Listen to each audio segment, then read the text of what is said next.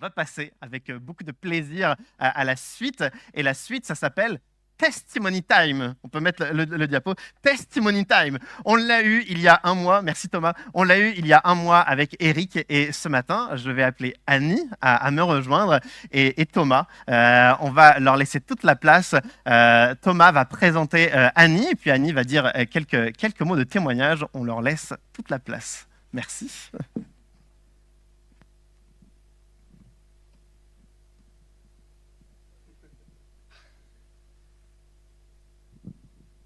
Bonjour Annie. Bonjour à tous, bonjour Thomas. Eh bien, bonjour à toutes, bonjour à tous. On t'accueille aujourd'hui pour partager un épisode de ta vie, une partie de ta vie. On va parler de Dieu, de ce qu'il a fait dans ta vie, c'est vrai. Mais je voudrais tout d'abord te remercier pour toutes celles et ceux qui nous écoutent d'avoir accepté de partager ça, parce que c'est une partie personnelle, intime. Et sûrement, on va parler de ce que Dieu a fait. Mais on va peut-être commencer par le début, si tu le veux bien. Oui. Et commencer par tes premières années de vie. Parce que de ce que j'ai cru comprendre, Dieu n'occupait pas une place nécessairement importante dans ton contexte familial, et ton contexte familial n'encourageait qu'assez peu finalement une relation avec Dieu. Est-ce que tu pourrais commencer par cette partie de ta vie à ce moment-là, tes premières années de vie, parce que on va en parler tout à l'heure, mais c'est de ces premières années de vie que tout commence finalement. Les autres années vont être déterminées par celle-ci. Oui, très bien Thomas. Tu as très bien introduit. Donc, je ne suis pas née du tout dans une famille chrétienne, je suis née dans une famille dysfonctionnelle, puisque je n'ai pas été désirée par mes parents. Je suis d'une fratrie de 5 filles, je suis la dernière, et mes parents voulaient des garçons. Alors, ça peut très bien se passer, mais mon père était alcoolique. Il a battu ma mère et ma conception a été conçue dans cette façon, dans cette ambiance-là. Alors, comme je disais à Thomas, je ne veux pas qu'on pleure, mais je veux simplement qu'on rende gloire à Dieu. C'est tout. Et Dieu est grand, et Dieu est au-dessus de tout, et Dieu peut tout, malgré un démarrage qui d'apparence est loin d'être glorieux et loin d'être bien. Du coup, ma mère a eu l'obligation de se séparer de mon père parce que ou sinon elle nous perdait. Donc par amour pour ses enfants, elle a quitté mon père et moi j'étais un nourrisson et du coup on m'a placée. On m'a placée dans une famille d'accueil jusqu'à l'âge de 6 ans. Et j'ai été élevée par une dame qui était une nounou, qui était très bien, qui m'a apporté les soins qui étaient nécessaires. À l'âge de 6 ans, c'était comme ça et on m'a remis dans le foyer familial. Et là, les choses ont pris une autre tournure, c'est qu'il y avait beaucoup de liberté.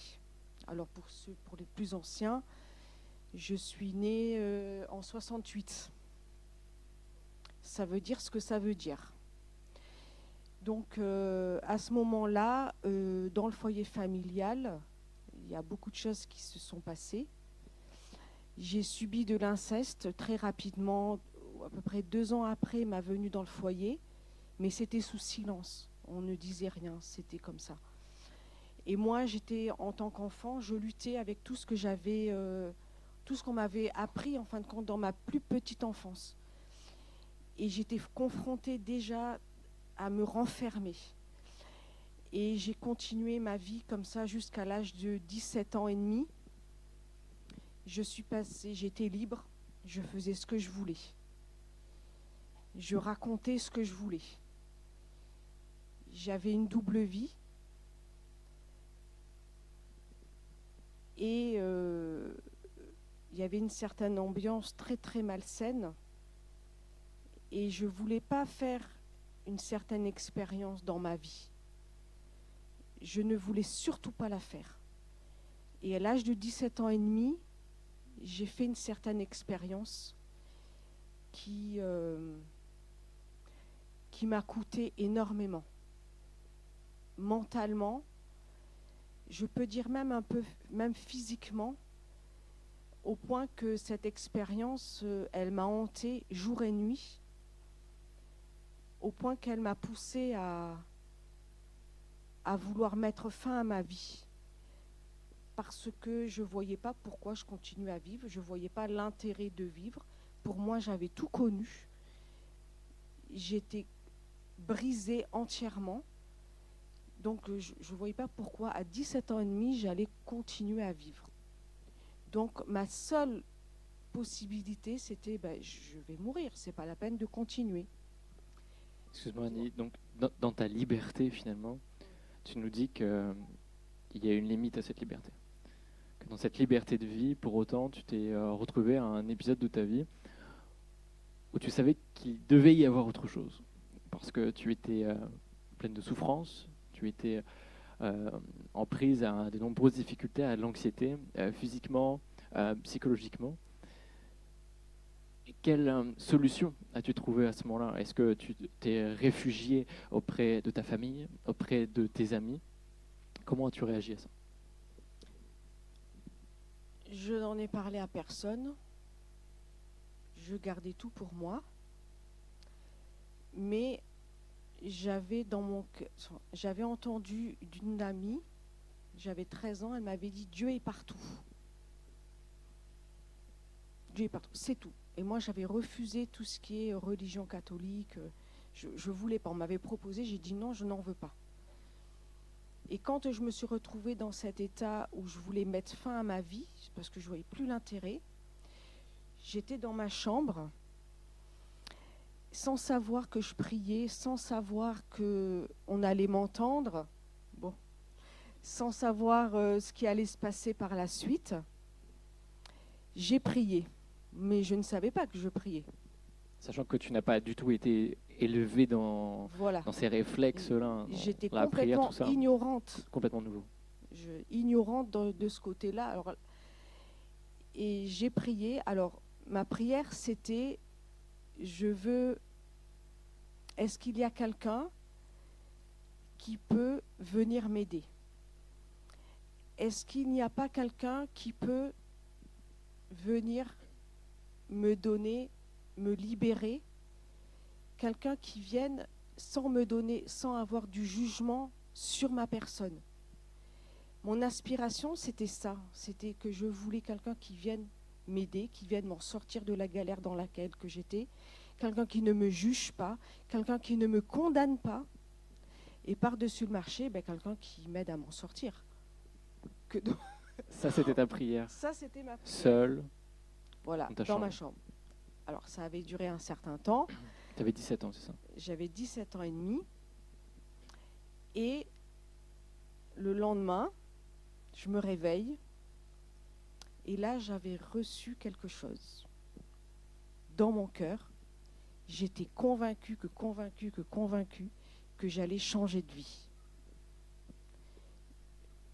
Je ne peux pas expliquer. C'est l'Esprit de Dieu qui fait ça. Mais j'étais convaincue que j'allais changer. Tu fais le lien immédiat entre la prière de quelques heures avant et ton état de paix, finalement. Aujourd'hui. Ouais. Aujourd'hui. Parce qu'il y a des années en arrière, je ne le faisais pas. Et quelle a été la suite? Parce que tu te sens mieux, tu sais que tes lendemains seront meilleurs. Mais est-ce que tu es allé un peu plus loin que cette conviction-là? Je l'ai entretenue pendant 6 mois. 6 mois, je l'ai entretenue, malgré le contexte qui n'avait pas changé, malgré mon état d'âme, à tout égard. J'ai gardé ça profondément en moi pendant 6 mois. Et c'est vrai que c'était là, c'était présent, c'est quelque chose qui me tenait. Envers et contre tout, ça me tenait. Et au bout de 6 mois, j'ai rencontré une personne. J'ai rencontré un jeune homme Alors, c'était le contexte du Midi de la France, parce qu'on est quand même originaire du Midi de la France. Et du coup, on s'est fréquentés. Voilà, nous sommes sortis ensemble. Faut dire, voilà. Et il a vu que chez moi, il y avait quelque chose qui n'allait pas. Parce que là, je suis comme ça, mais bon, j'avais pas le même look. Enfin, j'étais différente, quoi, vraiment. Et lui était habitué, avait cette relation avec Dieu, ou du moins il connaissait un peu plus que toi, Non, il n'était pas du tout chrétien. mais il avait remarqué ça. Mais il avait remarqué que j'étais un peu bizarre, en fin de compte. Il avait vraiment remarqué que j'étais bizarre. Et il m'a simplement posé une question. Il m'a demandé si je croyais en Dieu. Et je lui ai répondu, j'ai dit, ça va pas plus loin. Pour moi, Dieu, ça va pas plus loin, je crois simple. C'était très abstrait, mais pour moi, comme j'avais aucune connaissance, Dieu, voilà, c'est tout. Je ne connais pas plus. Et ce jeune homme, il m'a invité à venir à une réunion d'évangélisation, comme celle-ci. Et quand je suis rentrée dans cette réunion d'évangélisation, ce que j'avais reçu dans mon cœur concernant cette vie nouvelle, ça correspondait à la présence qu'il y avait dans cette réunion d'évangélisation.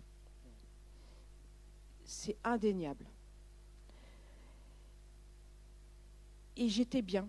Ça correspondait à vraiment ce que j'avais reçu dans mon cœur. Et je me suis assise. Et il y a eu les chants. Alors, j'ai été bouleversée. J'ai été bouleversée par les chants, par la présence, par l'amour de Dieu. Et quand le pasteur a prêché, il a dévoilé ma vie. Littéralement. Sans te connaître, Non. sans avoir eu de détails. C'était pas possible. Il a dévoilé complètement ma vie au point que j'ai dit au jeune homme qui était avec moi, tu es allé le voir, tu en as parlé, et effectivement, c'était pas possible. Il ne savait, le pasteur ne savait rien. Mais Dieu a dévoilé ma vie parce que Dieu me cherchait sans que moi je me rende compte. Mais Dieu a entendu mon cœur. Dieu m'a entendu. Et c'est par amour, quoi. Mais la deuxième partie. Ce que je me permets juste, Annie, de contextualiser, pour expliquer que c'est assurément pas un moment mystique que tu as vécu, mais c'était un temps fort comme celui que nous vivons en ce moment. Et donc toi, tu te retrouves dans ce moment-là. Ça fait suite à ta prière, ça corrobore ton sentiment de paix, de tranquillité qui arrive.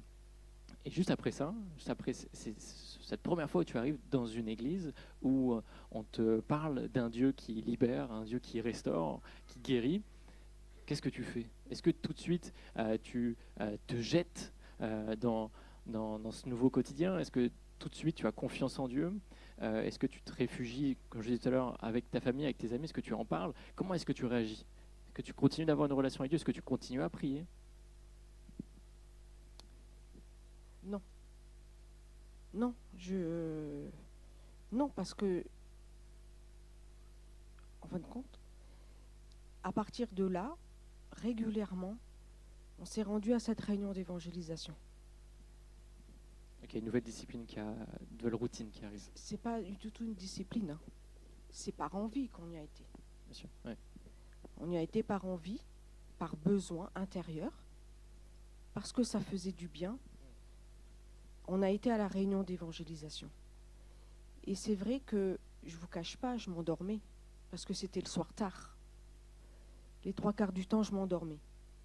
Mais j'étais au contact de la parole de Dieu. Et Dieu, en fin de compte, dans ce temps-là, Dieu nous respecte. C'est ça qu'on avait dit. Dieu nous respecte. Et Dieu par rapport à la parole de Dieu, j'ai été enseignée par rapport à ce que Dieu voulait pour nous. par rapport à l'éternité. Et j'ai été amenée, et Dieu a respecté ma personnalité, Dieu a respecté ma sensibilité, et il m'a enseigné, la parole m'a été enseignée normalement, parce que je venais à la réunion d'évangélisation, parce que je voulais, Dieu avait déjà commencé à répondre à une paix que j'avais dans mon cœur quand je venais à l'église, mais quand je sortais, je n'avais plus cette paix. Et il m'a amené jusqu'à la réflexion, si ta vie s'arrête, si le fil de ta vie s'arrête, où tu vas? Parce que je ne savais pas, moi. Pour moi, c'était la vie physique. Je n'avais pas de conscience l'au-delà. Je ne savais pas. Donc Dieu a respecté ce temps-là, donc il a fallu quelques mois pour que je comprenne ça. Jusqu'au moment où j'ai ressenti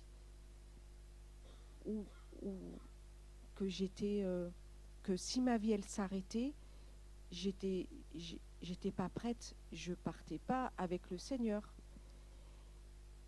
Et ça commençait à devenir de plus en plus pressant intérieurement. J'avais un mal-être. Puis j'écoutais le pasteur ce qu'il disait, parce qu'il invitait les gens à se donner au Seigneur, à répondre son cœur, à demander pardon.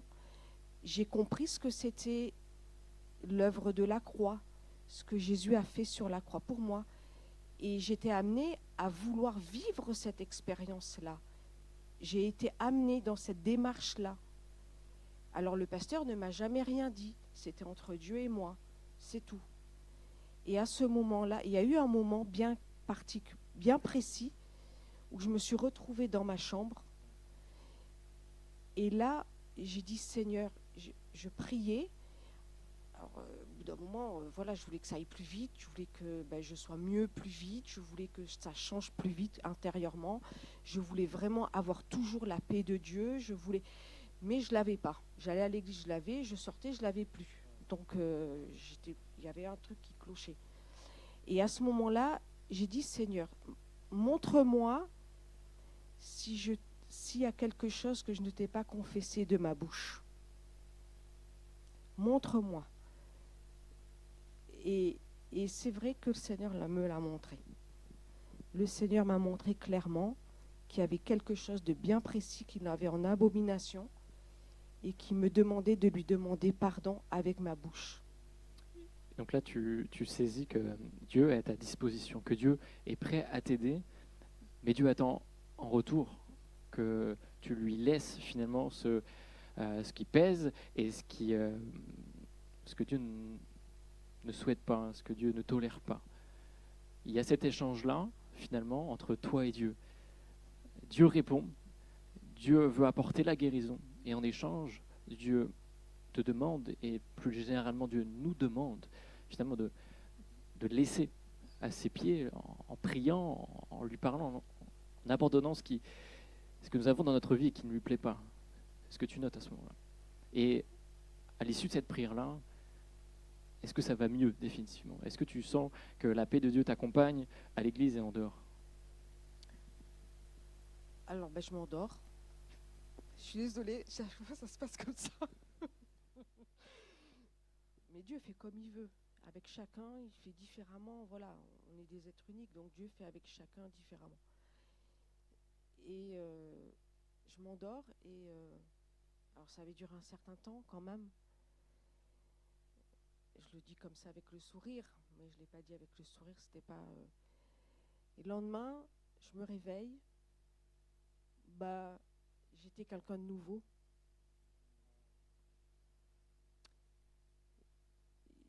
Ma mentalité avait changé. J'étais convaincue que j'étais pardonnée de mes péchés. J'étais convaincue et que j'étais une nouvelle personne, que j'étais libérée de ce poids de culpabilité, de ce poids qui pesait sur ma vie. L'amour de Dieu a envahi ma vie et je suis passée de la mort à la vie. Amen. À ce moment-là. Amen. Amen. Merci Seigneur pour ça. Ce que je retiens, c'est que Dieu parle à toutes et tous. Dieu se veut au chevet de n'importe qui. Dieu s'adapte à chacun. C'est ce que ton témoignage dit. 3, Dieu restaure. Dieu guérit. Dieu rebâtit. Effectivement, tu as eu une enfance complexe, pour le moins. Et pour autant, tu en es sorti avec l'aide de Dieu. À partir du moment où tu as laissé Dieu agir, tu lui as remis tout ce qui ne l'honorait pas dans ta vie, tu lui as dit « gère, fais ». Et Dieu a répondu à ça. Est-ce que, pour conclure ce moment, tu aurais peut-être un conseil à donner à une Annie d'il y a quelques années, ou à un homme plus généralement? Est-ce que tu aurais un conseil à donner ce matin? Lâcher prise. Lâcher prise et ne pas se poser 50 000 questions. Et si je peux dire, s'appuyer sur la parole de Dieu. Parce qu'elle est sûre et véritable. Alors, je vais le dire. J'attendais. Pour la petite histoire, comme quoi Dieu est au-dessus de tout ce que les hommes peuvent programmer, que ce soit religieux ou non, tout ce que vous voulez. Mais Dieu fait comme il veut, et ce jeune homme, qui n'était pas chrétien, il est devenu mon mari. Comme quoi, Dieu, il est souverain. Amen. Voilà. Amen. Est-ce que tu peux remercier Dieu pour ce qu'il a fait dans la vie d'Annie? Merci Annie.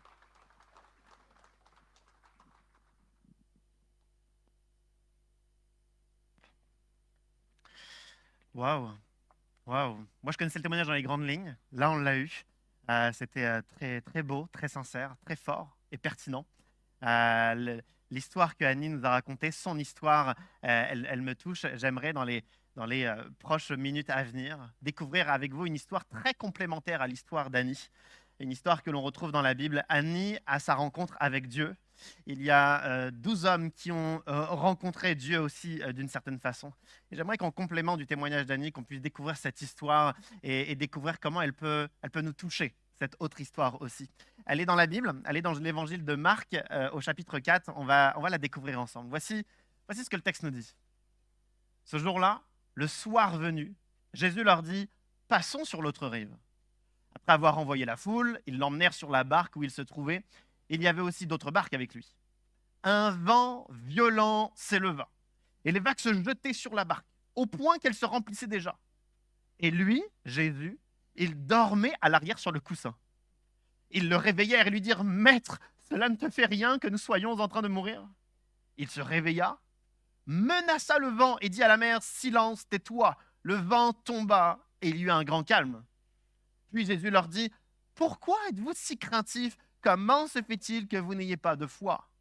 Ils furent saisis d'une grande frayeur et ils se disaient les uns aux autres « Qui est donc cet homme? Même le vent et la mer lui obéissent. » Cette scène s'est déroulée il y a 2000 ans, alors que Jésus allait de village en village, de ville en ville. Et Jésus a annoncé une bonne nouvelle. Il disait « Si vous changez de vie, si vous croyez en Dieu, eh bien, leur situation allait changer et ils allaient être sauvés de leur faute, de leur péché, de la mort. Ils allaient être sauvés. Alors, des foules entières commencent à écouter et suivre Jésus parce qu'ils croient dans cette bonne nouvelle. Jésus était actuellement dans une ville, il venait de faire son œuvre, sa mission, il avait ses disciples, ses 12 disciples avec lui. Et le travail est terminé, c'est le soir. Ils vont donc passer à une nouvelle ville, à un nouveau village. Mais comme c'est le soir, c'est le temps de se reposer, ils vont le faire en traversant le lac de Galilée. Et dans notre histoire, alors qu'ils traversent le lac, ils ne se sont pas imaginés un seul instant qu'une catastrophe pourrait arriver. Non, ils sont là pour penser à la prochaine mission, la prochaine ville, le prochain village. D'autres foules, d'autres personnes à rencontrer pour leur partager cette bonne nouvelle, pour leur transmettre l'espoir, la vie. Alors ils pensent à une seule chose, la prochaine ville. Mais ils ne savaient pas que sur ce chemin allait arriver une catastrophe. Un vent violent se lève, une tempête se lève. Et les disciples, les 12 disciples qui sont dans cette barque, ils ont tellement peur qu'ils pensent qu'ils vont mourir. Ils vont d'ailleurs réveiller Jésus en disant qu'ils vont mourir. Donc ici, ce n'est pas une petite tempête, c'est une tempête monumentale qui fait peur aux disciples et ils croient qu'ils vont mourir. Si j'apprécie ce passage, c'est parce que je trouve que ce passage reflète assez facilement notre réalité. Notre réalité où nous cheminons, nous allons d'un point A à un point B, on imagine notre carrière professionnelle, on imagine notre avenir familial, on se marie, on a des enfants, et alors que nous sommes en train de, j'ai envie de dire, tracer notre route, on est en train de se projeter. Ce que la vie si facilement, si naturellement fait, c'est d'amener une catastrophe sur ce chemin. Je me souviens, j'avais une collègue de travail à l'époque, elle avait 19 ans, elle commençait dans l'éducation nationale en tant que elle n'avait pas 19 ans, elle avait 21 ans. En tant que stagiaire, elle commençait et tout se passait bien. Elle avait son cursus académique qui était sur le point de prendre fin, son cursus professionnel qui s'est lancé, tout allait bien. Mais à 21 ans, alors qu'elle commençait à boiter depuis quelques jours, quelques semaines, elle va voir son médecin traitant. Et les jours se suivent, elle va de médecin en médecin et lui ont diagnostiqué un cancer des os à 21 ans. À 21 ans, il y a cette catastrophe qui vient remettre en question toute sa vie. On connaît quelquefois d'autres histoires où des couples qui paraissaient en santé, ils ont un travail qui fonctionne, les enfants sont merveilleux, ils sont magnifiques, ils ont une maison en commun, tout se passe bien. Et à un moment donné, il y a une fragilité dans le couple. Le couple pense à l'avenir et il voit qu'ils n'ont pas d'avenir ensemble. Et le couple commence à parler de rupture. Il va avoir des conséquences évidemment sur chacun d'eux et sur les enfants et sur les autres. On pensait que tout allait bien. On pensait qu'on allait continuer à cheminer, puis une catastrophe vient tout renverser. Certains d'entre nous, on avance et alors qu'on pense suffisamment maîtriser notre situation, on se rend compte que le passé d'il y a 20 ans, d'il y a 30 ans, a encore une ombre sur nous qui est projetée. Parce que, on l'a entendu avec le témoignage d'Annie, il y a certaines choses qui se sont passées à notre enfance ou à notre jeunesse, certaines blessures, certains traumas, certaines actions totalement injustes, et on pense qu'avec le temps, ça va passer. Mais finalement, peu importe le temps qui passe, ce passé projette encore une ombre sur nous. Alors quand je vois ce passage, je trouve qu'il décrit trop bien notre réalité, où on pense qu'on va réussir à cheminer et à avancer et à se projeter, mais des catastrophes arrivent naturellement, comme cette tempête. Et puis finalement, quand je lis l'histoire, pour ceux qui connaissent l'histoire, on peut ne pas être trop craintif pour eux, parce que dans les 12 disciples, il y en a au moins 4, c'était professionnels de la navigation. Pierre, son frère André, Jacques, son frère Jean, ils sont pêcheurs de métier. Donc c'est leur métier, ils ont une expertise là-dessus, il n'y a aucun problème. En plus, ils ne pêchaient pas jusqu'alors à gauche ou à droite, ils pêchaient au lac de Galilée, justement là où ils sont. Ils ont le métier, l'expertise, la connaissance du terrain. Certes, une tempête arrive, mais ils s'y connaissent.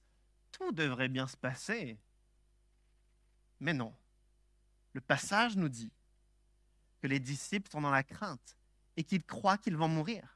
Malgré le professionnalisme, malgré les expertises, malgré toutes les connaissances qu'ils ont accumulées, malgré qu'ils sont censés gérer ce genre de choses, ils n'arrivent pas à gérer ce genre de choses. Et à nouveau, ce passage décrit, excusez-moi, mais trop bien nos réalités quand nous sommes persuadés de pouvoir gérer des situations. Quand au travail, ça commence à devenir compliqué. Quand dans la famille, ça commence à devenir compliqué. Quand dans notre santé, ça commence à devenir compliqué, nous disons à ceux qui sont autour de nous, ça va aller. J'ai de l'expérience. On a suffisamment d'argent. On a des soutiens autour de nous. On en a vu d'autres galères. On va être capable de relativiser émotionnellement. Alors, on se sent suffisamment capable pour pouvoir traverser nos tempêtes. Mais la vérité, c'est qu'on va forcément rencontrer des tempêtes qui vont tout de même nous submerger. Certains, il y a plusieurs années, des tempêtes vous ont submergé. Certains, c'est actuellement. Vous êtes submergés par des tempêtes.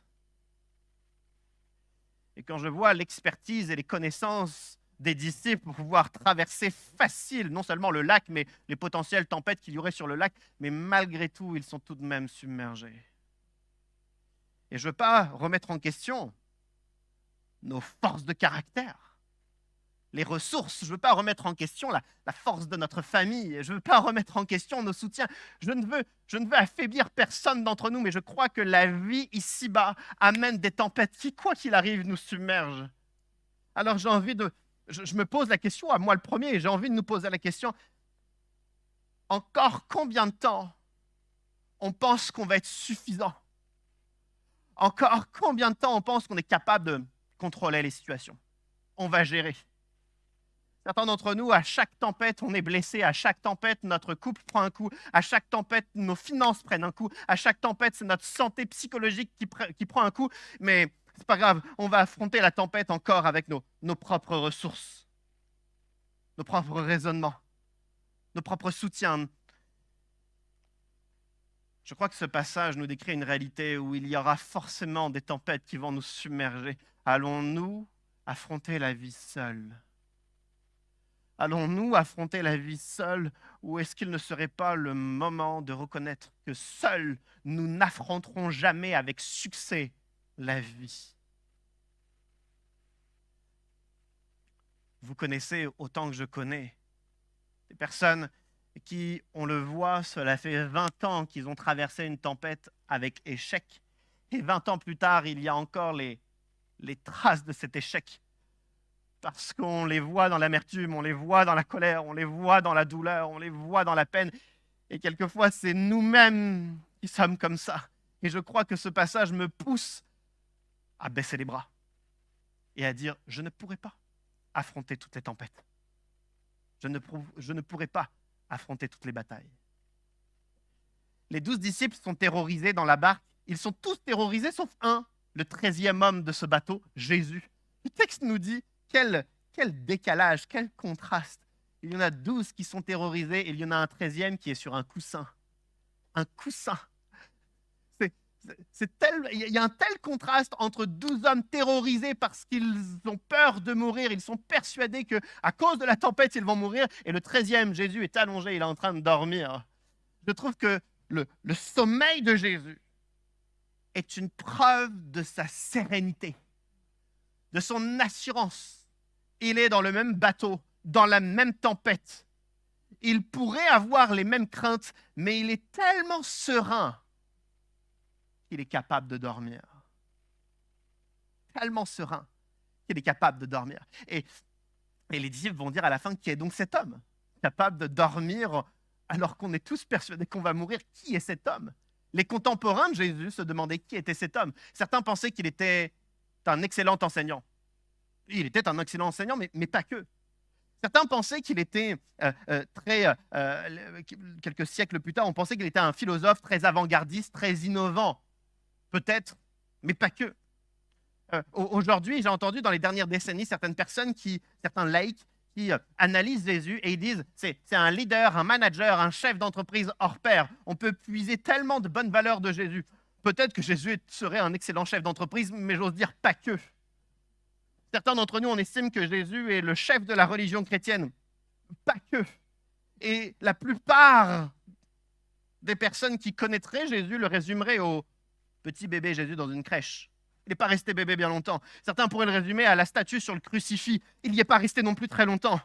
Et au final, la plupart du temps, notre vision de Jésus est tellement réducteur. Philosophe, enseignant, une personne avant-gardiste, un leader, un petit bébé dans une crèche ou une statue sur un crucifix. Alors qu'en réalité, il est tellement plus que ça. Et dans cette histoire, il le démontre une énième fois. Parce que je n'ai pas vu beaucoup d'enseignants capables de dormir au seuil de la mort. Je n'ai pas vu beaucoup de philosophes capables d'être sereins alors que c'est la mort qui est censée l'attendre. J'en ai pas beaucoup vu parce que Jésus n'est pas juste enseignant, philosophe, leader, petit bébé dans une crèche ou statue sur un crucifix. Il est Dieu tout-puissant et il le démontre dans sa capacité à être serein alors que personne ne l'est. Moi, je peux comprendre. Je peux comprendre que je n'ai pas besoin d'un Jésus bébé dans une crèche, je n'ai pas besoin d'un Jésus statue sur le crucifix, je n'ai pas besoin d'un Jésus leader ou chef de religion, je n'ai pas besoin d'un Jésus enseignant, ça pourrait être intéressant, mais juste enseignant. Je comprends qu'on n'aurait pas besoin de ce genre de Jésus. mais parce qu'il n'est pas ce genre-là. Jésus est Dieu tout-puissant. Et quand je vois sa capacité à traverser sereinement la tempête, je me dis alors que là, ça me concerne. Et ça nous concerne parce que combien d'entre nous bataillons au cœur de la tempête pour pouvoir nous en sortir?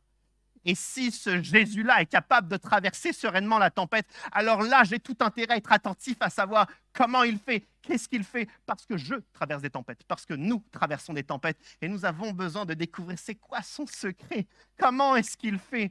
C'est pas que Jésus est en train de relativiser des choses, relativiser sur la tempête, non, il est en train de dormir. Il n'a pas une petite sérénité, il a une paix extrême et absolue. Nous avons besoin de découvrir cela. Pourquoi Jésus n'est pas juste enseignant, philosophe, à écouter une fois par an parce que ça pourrait être intéressant ce qu'il a à dire. Il est Dieu tout-puissant. Et jour après jour, j'ai besoin de savoir comment traverser mes tempêtes. Alors, Jésus est digne d'être écouté. Et les disciples vont se tourner vers Jésus dans leur panique, dans leur terreur. Ils vont le réveiller. Ils vont dire, on peut mettre la suite du diapo, on l'a déjà lu, mais on le relit. Les disciples le réveillèrent et lui dirent, « Maître, cela ne te fait rien que nous soyons en train de mourir. Maître, cela ne te fait rien. » Est-ce que Jésus s'en fiche que les disciples soient en train de mourir? Est-ce que Jésus est indifférent au sort des disciples? Est-ce que Dieu est indifférent à notre sort? Est-ce que Dieu est indifférent au sort de l'humanité?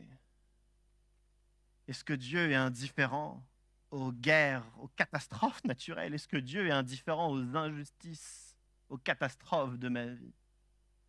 C'est la question que les disciples posent à Jésus. On n'est pas là pour parler de théologie, mais j'ai envie d'ouvrir une toute petite parenthèse théologique parce que je trouve que la remarque, la question des disciples, elle est folle.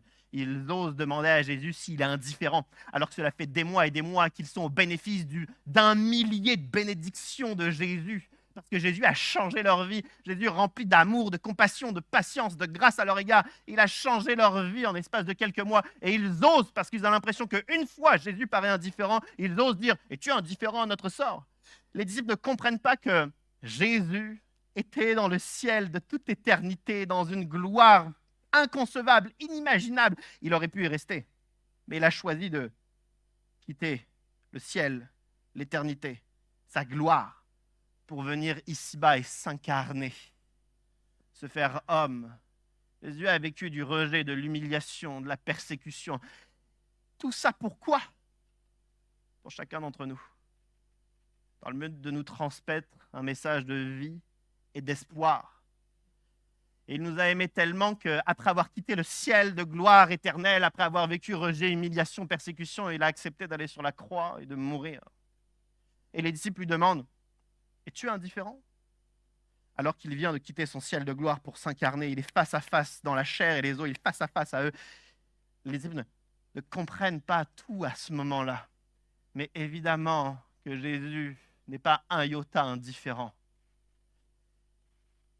Combien de fois nous avons l'impression que si Dieu existe, que si Dieu est bon, que si Dieu est puissant, il devrait alors beaucoup plus parler et beaucoup plus intervenir dans notre vie. Et on ne comprend pas toujours le silence de Dieu.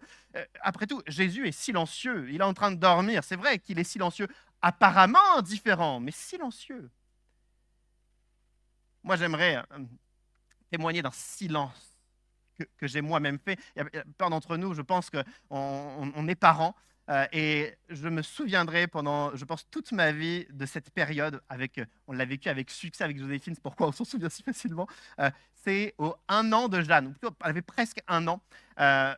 Chaque nuit, on commençait on n'avait plus de force. Elle nous appelait toutes les heures, parce qu'elle pleurait, ou elle chantait, ou elle parlait, peu importe, elle était réveillée, elle nous appelait. Et donc, à 23h, minuit, 1h, 2h, on allait la voir et on allait la recoucher. Quelquefois, ça mettait 1 minute, quelquefois, ça mettait 45 minutes pour pouvoir la recoucher.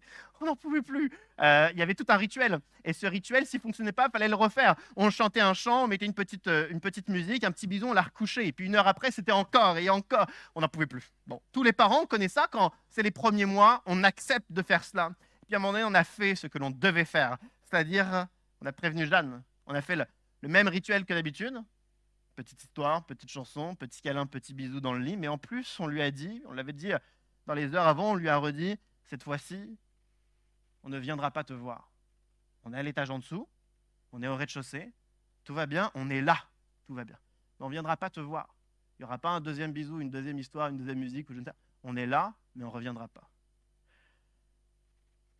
La première nuit, pendant 1 heure, elle a pleuré, chanté, parlé, pleuré, chanté, parlé. Après 1 heure, échec, elle s'est endormie. Deuxième nuit, on fait pareil, ça a duré cette fois-ci une demi-heure. Troisième nuit, 10 minutes. Quatrième nuit, elle s'est endormie immédiatement. Et depuis, tout va bien. Elle s'endort instantanément. Ce qui me parle beaucoup dans cette histoire, c'est que nous savions, nous en tant qu'adultes, elle enfant, nous en tant qu'adultes, nous savions qu'elle était capable de s'endormir, même s'il n'y avait qu'une seule histoire et pas 17, s'il y avait un câlin et pas 13 câlins. Nous, on le savait. Mais elle avait besoin de comprendre que notre présence était plus importante que ce qu'on allait faire. Ici, Jésus ne dit rien, ne fait rien, il dort. Les disciples sont habitués que Jésus gère, il avance, c'est lui le leader, c'est lui le meneur, c'est lui qui parle, qui conseille, qui corrige, il fait. Ici, il ne fait rien, il ne dit rien, il dort. Parce que Jésus veut que sa présence soit suffisante. Il veut que sa présence soit suffisante. Notre perception de Dieu, depuis des milliers d'années jusqu'à encore aujourd'hui, c'est trop souvent une relation mécanique. Je tire le levier, bénis-moi, fais ceci, fais cela, et si tu ne le fais pas, je vais être frustré. Je vais dire que tu es indifférent parce que j'ai beau tirer le levier, ça ne change pas ma vie. J'ai beau tirer le levier pour la famine dans le monde, ou pour les guerres dans le monde, ou pour les injustices que j'ai vues, ou pour mon passé. J'ai beau tirer le levier, ma vie ne change pas, donc Dieu est indifférent. Donc Dieu n'est pas puissant, donc Dieu n'est pas bon. Mais Dieu ne cherche pas une relation mécanique avec nous où on tirerait le levier pour avoir. La première chose que Dieu veut offrir, c'est sa présence. Tout à l'heure, Annie a parlé de présence. Et que cette simple présence a amené toute la paix dont elle avait besoin, toute la restauration dont elle avait besoin. D'ailleurs, Jésus va répondre à ses disciples alors qu'il est réveillé, qu'il va intervenir sur la tempête, il va leur dire « Pourquoi êtes-vous si craintifs? N'avez-vous pas de foi ?» Parce que ce que Jésus veut faire, c'est faire naître en nous la foi, la confiance. Il veut une relation entre nous. Avant d'être le Dieu qui intervient parce qu'on tire le levier et Dieu intervient, il veut une relation, il veut offrir sa présence.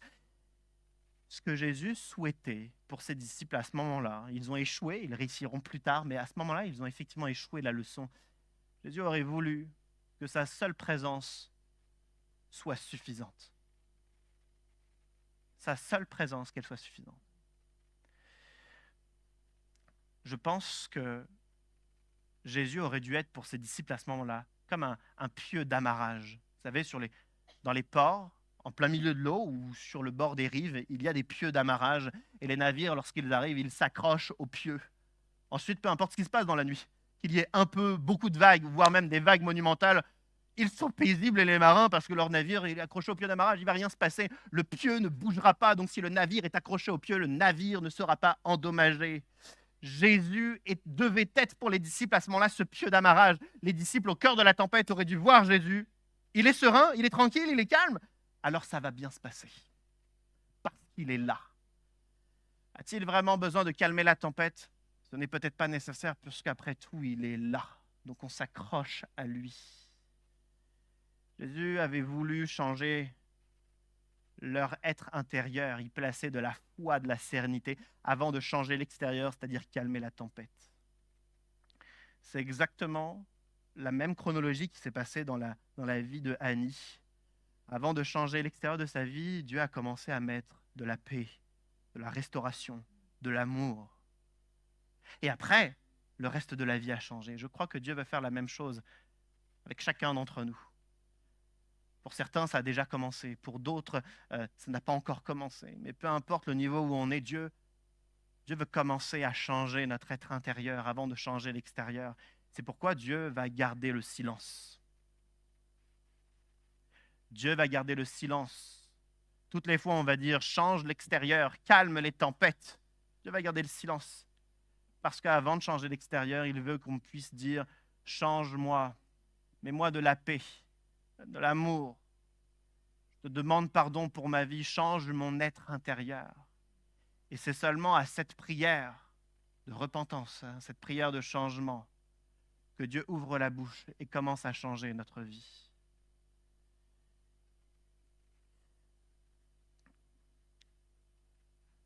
La fin de ce passage me touche particulièrement. Alors que Jésus va être réveillé et Jésus va surnaturellement calmer la tempête, les disciples vont avoir peur de la scène qui vient de voir. La tempête était effrayante, c'est normal, c'est logique. Mais l'intervention de Jésus est tout aussi effrayante parce qu'il ne s'y attendait pas. Comment un homme pourrait-il calmer une tempête? C'est inimaginable. Alors ils sont effrayés et ils se disent, qui est donc cet homme? Qui est donc cet homme? Je suis vraiment touché parce que les disciples connaissent déjà Jésus. Ça fait plusieurs mois qu'ils marchent avec Jésus, qu'ils mangent avec Jésus, qu'ils dorment avec Jésus, qu'ils voyagent avec Jésus. Ils ont déjà entendu tellement de choses, ils ont déjà vu tellement de choses. Au début, des choses un peu atypiques, puis finalement des choses extraordinaires. Ils en ont vu déjà tellement et tellement de choses. Et pourtant, ils sont encore étonnés de ce que Jésus est capable de faire. Jésus pouvait faire bien plus que ce qu'ils imaginaient. Jésus peut faire bien plus que ce que tu imagines.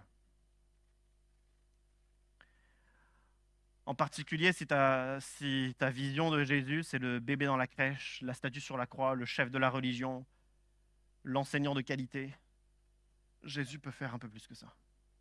Un peu plus que ça. En particulier, si tu oses nommer ta tempête à Dieu et lui dire « Je ne pourrai pas l'affronter seul. Je ne pourrai pas la combattre seul, cette tempête. » À ce moment-là, le Dieu qui est capable de faire beaucoup plus que ça va alors recevoir ta prière et un nouveau chemin va pouvoir commencer. Je vais appeler l'équipe de louange à revenir. Tout à l'heure, on a chanté un chant nommé « La bataille ». On va rechanter ensemble ce chant.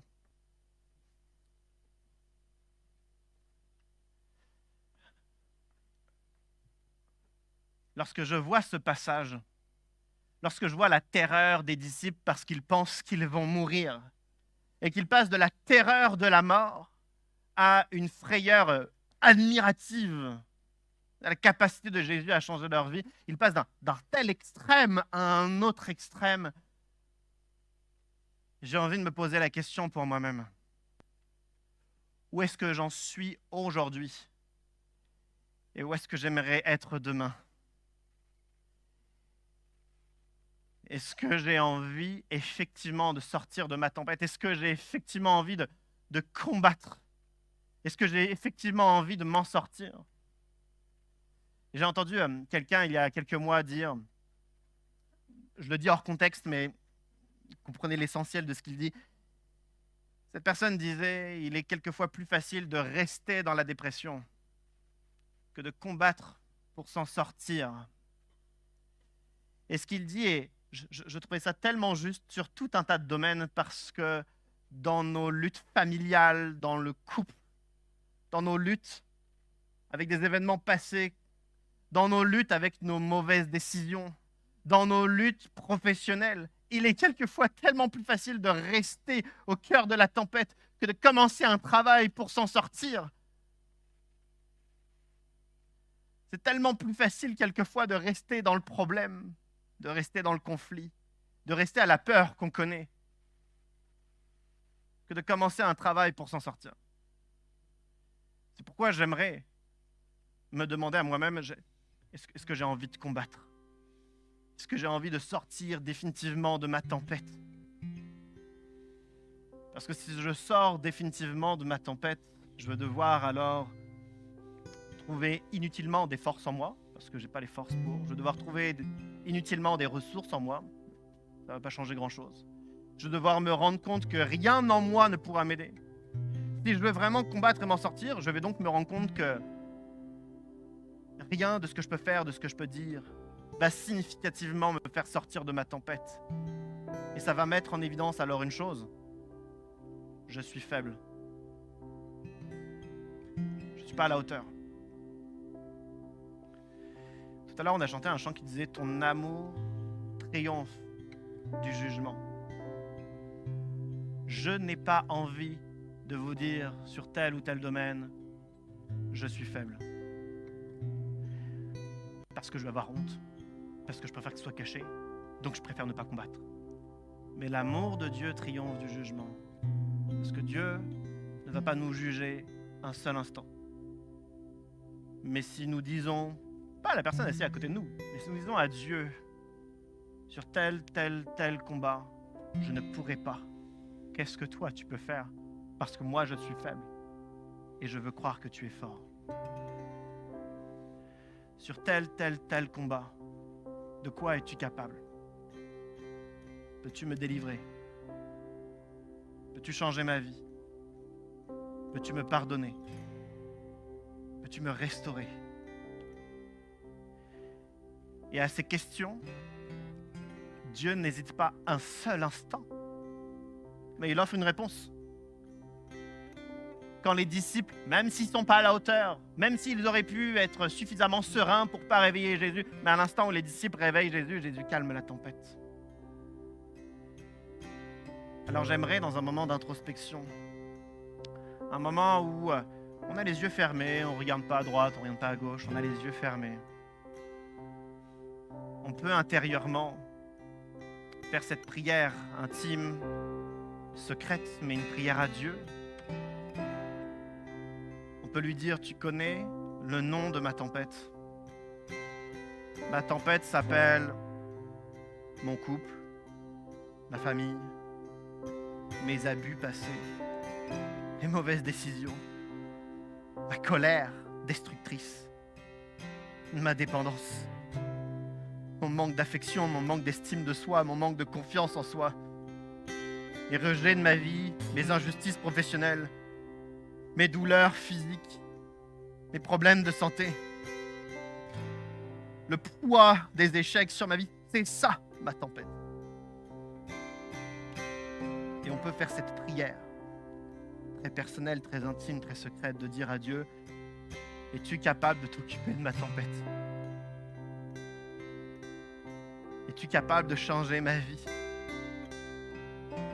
Et la réponse de Dieu va être simple. Il va dire, je t'offre ma présence. Et avant de changer l'extérieur, avant de changer la tempête, je vais te proposer de changer ton cœur. Alors es-tu prêt à ouvrir ton cœur à Dieu? Et il va regarder tout ce qu'il y a à regarder, si tu le veux. Il va toucher à tout ce qu'il souhaite toucher. À ton passé, à des choses que tu préfères garder secrètes. Et il va te demander, puis-je tout voir? Puis-je tout regarder? Et si tu acceptes, alors ta vie va commencer à changer. Comme ma vie, comme la vie d'Annie, comme la vie de tellement. Alors simplement, alors que l'équipe de louange est en train de jouer, je vais laisser une minute de silence, une minute d'introspection, pendant que la guitare joue tranquillement. Et dans le fond de ton cœur, juste adresse-toi à Dieu, juste pendant une minute.